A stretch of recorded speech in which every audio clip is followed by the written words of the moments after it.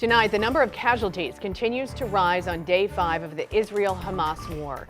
At least 24 Americans are among the thousands killed, dozens more are missing. Bombing in Gaza continues in retaliation to the attacks from the Palestinian militant group. And an estimated 150 people are being held hostage by Hamas. Good evening, I'm Ann Allred. And I'm Mike Bush. As the war wages on, both Jewish and Palestinian communities are facing an uncertain future. For Palestinians living in the West Bank, this war highlights the differing views between not only Israel, but the separate governing systems that rule their people. 5 on your side's Holden Kerwicki spoke with Palestinian-Americans today in the Metro East to get their view about the ongoing war. Holden? Well, Mike and Ann, there are about 250,000 Palestinians currently living in the United States. Those that I spoke with told me they came to America to escape the poverty and violence in the region. They want peace, which has largely in an area that has largely been fighting since the end of World War II. Since war broke out between Israel and Hamas, Palestinian-Americans like Saddam and Milad Hamed have stayed glued to their phones. It's emotional, you know. It's bad. I hope this has never happened, you know. In Islam, we don't condone killing innocents.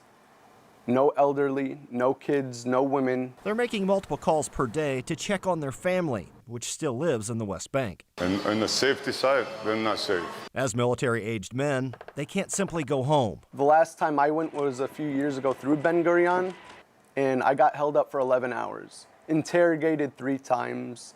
When I leave, I get strip searched, down to my boxers. I mean, how would it make you feel? They left their homeland behind years ago to escape the violence that has become all too common under what they call an apartheid system. There are innocent people dying every day, even before this war, but you'd never hear about it. While Gaza is ruled by Hamas and opposed to Israel, Gaza, it's just an open-air prison, closed off from the world. Their West Bank home is governed by the Fatah, which holds a tenuous relationship with Israel and opposes Hamas. They're all puppets, man. They're good for nothing. You know, I know I'm going to anger a lot of Palestinians saying that. As the fighting continues, they're continuing to pray for peace, not only for their people, but the entire region. I hope it ends today, you know. I'm sure there's Israelis, I'm sure there's Palestinians that would love to live in peace like they lived for hundreds of years in Jerusalem and those parts. They've lived, you know, for hundreds of years peacefully. I mean, make it a one state.